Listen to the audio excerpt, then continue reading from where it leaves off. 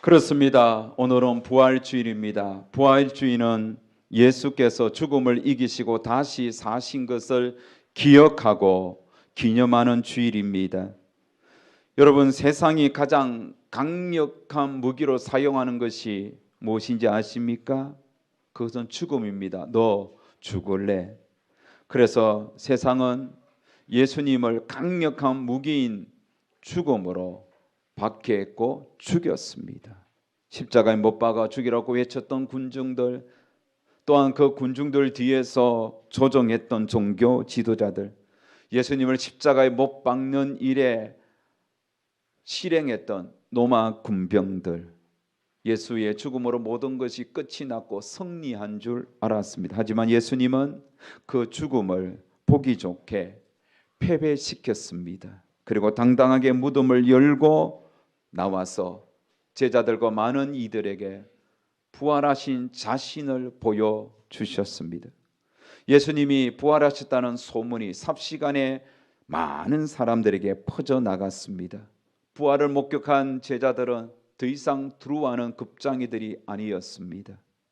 그들은 자신의 목숨을 내어놓고 부활하신 주님, 다시 사신 주님을 담대하게 증거하는 부활의 증인이 되었습니다. 부활의 증인들이 전해준 그 부활 소식은 시간과 공간을 초월하여 오고 간 수많은 세대를 걸쳐서 계속 부활은 증거되고 있습니다. 1885년 4월 5일 부활절 아침이었습니다. 두 젊은이가 인천 제물포항에 도착했습니다. 그 제물포항에 내렸던 두 젊은이는 아펜젤러 그리고 언더우드였습니다. 저들은 가슴에 부활의 복음이 활활 타오르는 청년 선교사들이었습니다. 그들은 어둠과 무지의 땅, 이 조선의 영혼을 품고 오랫동안 기도하다가 부활의 복음을 전해주시기 위하여 부활절 아침에 이 땅에 찾아온 겁니다. 그리고 그들은 학교와 교회를 세워 부활의 메시지를 증거했습니다. 그 부활의 복음이 삼천리 방방곡곡으로 퍼져나가 오늘 이 구리 땅에도 이곳에 우리 교회도 세워지고 우리가 눈에 보이는 수많은 교회들이 세워졌던 겁니다. 성령님께서는 그 부활의 소식을 오늘 우리에게도 전해 주었고 우리는 그 부활의 소식을 듣고 부활의 주님을 믿게 되었습니다. 그래서 오늘 우리는 예수님의 부활을 확실히 믿는 성도로서 살아가고 있는 겁니다. 세상은 예수님의 부활은 허황된 조작이라고 하지만 우리는 누가 뭐라든 예수님의 부활을 믿습니다. 예수님의 부활은 확실한 역사적 사건이며 그 사건은 하나님을 믿고 살아가는 성도들에게 언제나 힘이 되고 능력이 되는 겁니다. 2024년 부활주의를 맞이하여 다시 한 번 더 그 부활의 의미를 여러분의 마음속에 깊이 새기는 시간 되시기를 바랍니다. 그런 의미에서 우리 서로 한번 인사하겠습니다. 부활의 기쁨이 충만하시기를 바랍니다. 네. 시끌벅적했던 예루살렘은 안식일이 지나가고 있었습니다. 예수님을 죽여 무덤에 장사한 지 3일째 날이 밝아오고 있습니다. 해가 돋아날 즈음이지만 여전히 옅은 어둠은 예수님의 무덤을 뒤덮고 있습니다. 그곳에 몇몇의 여인들이 찾아왔습니다. 막달라, 마리아, 야고보의 어머니 마리아, 또 살로메입니다. 여러분, 이들이 예수님의 무덤에 찾아온 이유는 예수님의 시신에 향품을 바르기 위해서입니다. 여인들은 안식일이 시작되기 전 급해서 대충 예수님을 장례한 것이 몸내 마음에 걸렸던 것 같습니다. 그래서 안식일이 끝나자마자 이런 아침 일찍 예수님의 몸에 향품을 바르기 위하여 무덤으로 달려온 겁니다. 무덤으로 오면서도 누가 그 예수님의 무덤을 막고 있는 큰 돌문을 굴려줄지, 누가 옮겨줄지, 어떻게 옮길까 걱정하면서 달려왔습니다. 여러분, 이들이 아무도 찾지 않는 예수님의 무덤을 찾아온 것은 예수님께로부터 받은 그 사랑이 너무 크고 그 사랑이 그의 마음속에 깊이 자리하고 있었기 때문입니다. 특별히 막달라 마리아는 여러분 7 귀신에 들린 여인이었습니다. 7 귀신에 들려서 정말 소망 없이 온 산과 들을 짐승처럼 헤매고 다녔던 참 불쌍한 여인이었습니다. 그런데 예수님께서 그를 찾아가셨고 그를 7 귀신에게로부터 해방시켜 주셨습니다. 예수님을 만나 그 악한 귀신으로부터 해방받은 그 여인 막달라 마리아는 예수님께서 베푸신 그 사랑을 결코 잊지 못합니다. 그 사랑이 그를 무덤으로 달려오게 한 겁니다. 야곱 어머니 마리아 살로메도 같은 심정일 것이었습니다. 그런데 여러분, 무덤에 도착했는데 무덤 문을 막고 있는 돌이 굴러져 없었습니다. 깜짝 놀란 여인들은 무덤 안에 들어가 보았습니다. 그런데 무덤 안에 예수님은 없고 흰 옷을 입은 2 청년이 그곳에 앉아 있습니다. 여러분, 이 청년을 마태복음과 요한복음에서는 천사라고 이야기합니다. 누가복음에서는 흰 옷 입은 2 사람이라고 표현했습니다. 그렇습니다. 천사가 흰 옷을 입고 청년의 모습으로 그곳에 찾아온 겁니다. 청년을 본 여인들은 까무라치듯 다시 놀라며 예수님의 시체가 없는 것을 보고 절망합니다. 그때 흰 옷을 입은 2 천사가 마리아에게 말을 합니다. 6절에 보면 청년이 이르되 놀라지 마라. 너희가 십자가에 못 박히신 나사렛 예수를 찾는구나. 그가 살아나셨고 여기 계시지 아니하니라. 보라, 그를 두었던 곳이니라. 청년의 모습으로 온 천사들이 전하해 준 메시지는 무엇이죠? 부활입니다. 부활. 마태복음에는 이 말씀을 이렇게 증언합니다. 그가 여기 계시지 않고 그가 말씀하신 대로 살아나셨느니라. 와서 그가 누우셨던 걸 보라. 하지만 천사, 흰옷 입은 천사가 전해준 예수님의 부활 소식에 여인들은 의아리 벙벙합니다. 너무 놀라 무섭고 두렵습니다. 믿기지 않습니다. 그래서 황급히 무덤에서 뛰쳐나와 도망갔습니다. 아무에게도 말하지 못했습니다. 너무 충격적이었습니다. 그런데 두려움에 떨고 있는 그 여인들에게, 특히 막달라 마리아에게 부활하신 예수님께서 가장 먼저 찾아갔습니다. 그리고 부활하신 자신의 몸을 보여주셨습니다. 막달라 마리아는 그제서 부활하신 예수님을 배웠고 감격의 눈물을 흘립니다. 그리고는 미친 듯이 뛰어다니면서 예수님의 부활을 증거했습니다. 11절에 보면 예수께서 살아나셨다. 예수께서 살아나셨다. 하지만 사람들은 마리아의 증거를 듣고도 믿지 못합니다. 예수님은 마리아에게, 제자들에게 전해달라고 당부하는 것이 한 가지가 있었습니다. 그것이 무엇입니까? 7절에 보면 가서 그의 제자들과 베드로에게 이르기를 예수께서 너희보다 먼저 갈릴리로 가시나니 전에 너희에게 말씀하신 대로 너희가 거기서 배우리라 하라 하는지라. 예수님이 먼저 갈릴리로 갈 테니까 그곳에서 제자들을 보자라는 말을 전하라고 당부했던 겁니다. 예수님은 이미 부활, 십자가의 죽음과 부활을 전했고 부활 후에는 갈릴리로 갈 테니 그곳에서 제자들을 만나자고 이미 전했습니다. 마가복음 14장 28절에 보면 내가 살아난 후에 너희보다 먼저 갈릴리로 가리라.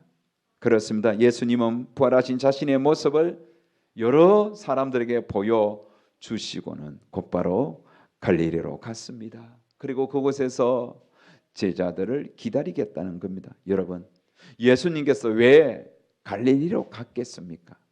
어떤 이유 때문일까요? 2 가지 이유 때문입니다. 첫 번째, 소망을 주기 위해서입니다.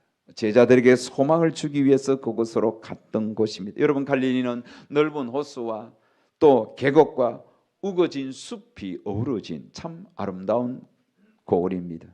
그곳은 여러분 베드로 형제와 야고보 형제의 고향입니다.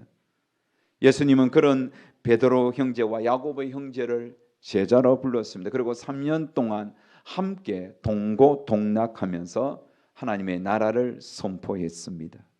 하지만 저들은 하나님의 나라의 말씀을 들으면서도 보지 못했습니다. 영안의 눈이 감겼습니다. 오직 저들은 세상의 명예만 탐했습니다. 그래서 예수님이 예루살렘 입성할 때 그들은 들떠 있었습니다. 하지만 예수님은 십자가에서 예루살렘에서 죽임을 당하자 실망하여 저들은 뿔뿔이 흩어졌습니다. 여러분, 제자들의 갈 곳은 고향밖에 없습니다. 어떤 이들은 고향인 엠마오로 내려가기도 했습니다. 또 갈릴리 주변에 고향을 둔 제자들은 그곳으로 내려오는 것입니다. 부활의 소식은 입소문을 타고 퍼져나가고 있었지만 제자들은 실감하지 못하고 하나둘 고향으로 내려오고 또 갈릴리 주변에 제자들이 꾸역꾸역 모여들고 있었습니다. 그런데 부활하신 예수님이 먼저 그곳으로 가서 제자들을 기다렸습니다. 예수님은 제자들의 절망을 소망으로 바꾸어 주시기 위하여 먼저 가서 제자들을 기다렸습니다. 예수님은 들어왔던 그 제자들에게 부활의 소망을 주시기 위하여 기다리시는 겁니다. 여러분, 부활의 소망을 만나면 죽음이 더 이상 두렵지 않습니다. 예수 그리스도의 부활의 소망을 가지면 그의 인생은 승리의 삶으로 이루어지는 겁니다. 오늘날도 마찬가지입니다. 부활하신 예수님은 절망 가운데 있는 자들을 찾아가십니다. 실패하여 낭망에 빠진 자들을 주님은 찾아가셔서 부활의 소망을 주시기를 원합니다. 부활의 주님을 만나면 우리가 어떤 상황과 환경에 처해도 여러분 절대로 염려하지 않습니다. 왜요? 부활의 소망이 있는 자들은 기쁨이 충만해지기 때문입니다. 살아계신 주님을 믿고 살아계신 주님이 나와 영원히 동행하신 것을 알고 있기 때문에 다시 한 번 더 그들은 기쁨이 회복되는 겁니다. 살아계신 주님 우리의 갈 길을 인도해 주심에 대한 소망이 있기 때문에 때로는 내 뜻대로 안 되는 인생 길이라 할지라도 결코 낙심하지 않습니다. 그래서 우리가 즐겨 부르는 살아계신 주 찬양 가사에 보면 살아계신 주 나의 참된 소망 걱정 근심 전혀 없네. 사랑의 주 내 갈 길 인도하니 내 모든 삶에 기쁨 충만하네. 부활의 주님이 우리 인생 가운데 찾아온 순간부터 우리의 삶에는 소망이 생기는 겁니다. 서울구치소에서 사형 집행장으로 근무했던 박효진 장로님이라는 분이 계십니다. 지금은 은퇴 후에 유튜브로 계속 복음을 전하고 있는 분입니다. 그분의 간증집에 보면 흉악한 사형범 유두영이라는 사람에 대한 이야기가 나옵니다. 유두영은 아주 잔인한 방법으로 사람을 죽였습니다. 그리고 사형 선고를 받았습니다. 흉악한 사형범이었지만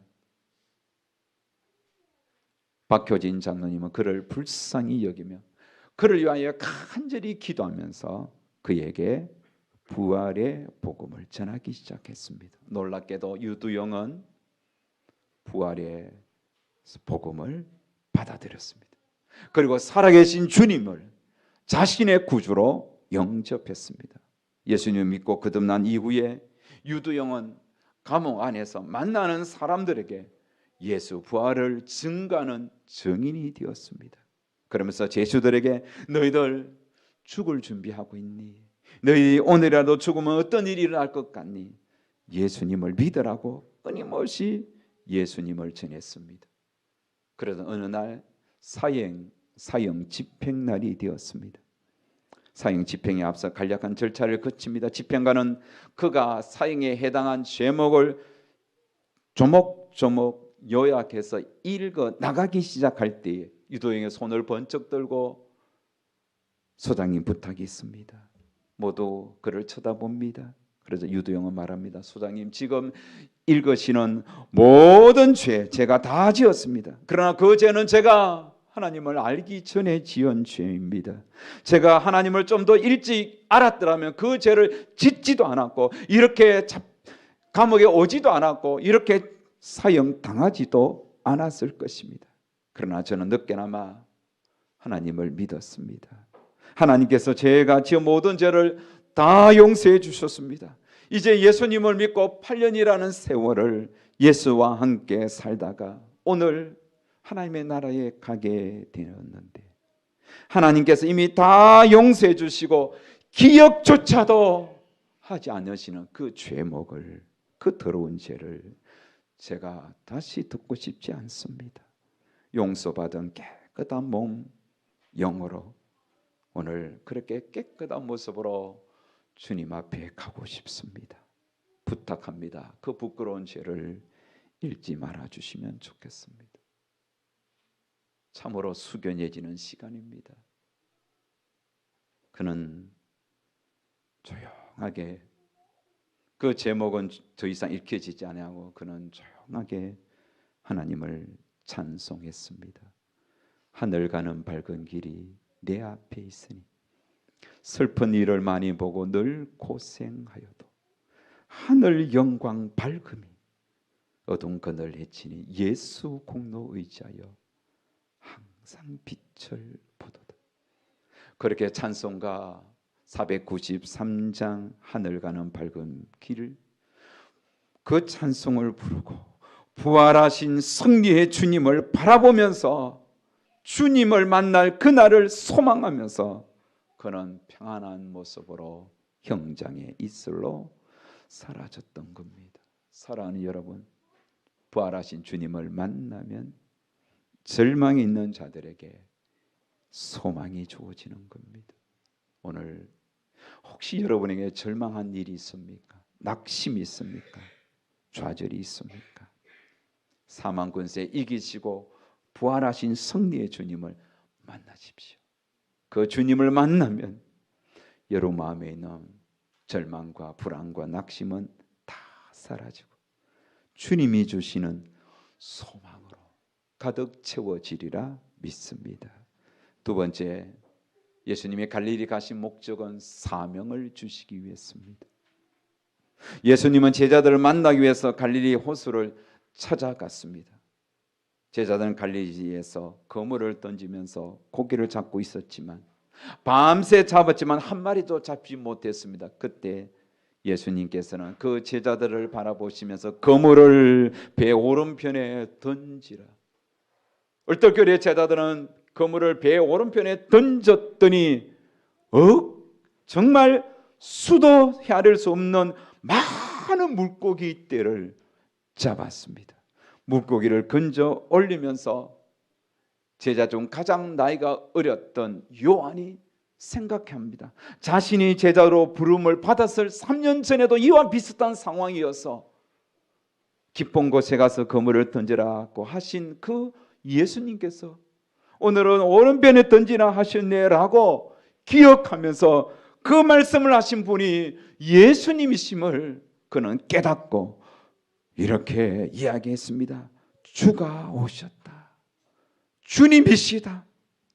그 소리를 듣던 베드로가 깜짝 놀라 겉옷을 둘러치고는 급하게 바다로 뛰어내립니다. 그리고는 첨벙첨벙 그러면서 가다가 넘어지고 그러면서 해변가로 나옵니다. 예수님은 베드로를 기다리고 계셨습니다. 숯불을 피워놓고 그 위에 생선과 떡을 올려놓았습니다. 아직 어둑한 새벽이라 자작자작 소리 내면서 타는 숯불 사이로 예수님의 얼굴이 아른거립니다. 한없이 따뜻하고 인자한 눈빛으로 베드로를 바라보시면서 예수님은 질문을 합니다. 요한의 아들 시몬아, 내가 이 사람들보다 나를 더 사랑하느냐? 요한의 아들 시몬아 내가 나를 사랑하느냐? 요한의 아들 시몬아 내가 나를 사랑하느냐? 3번씩이나 물었을 때 베드로는 대답합니다. 주님 그러하나이다. 내가 주님을 사랑하는 줄 주께서 아시나이다. 주님 모든 것을 아시오며 내가 주님을 사랑하는 줄 주님께서 아시나이다. 예수님은 3번씩이나 베드로의 사랑을 확인합니다. 그리고는 말씀합니다.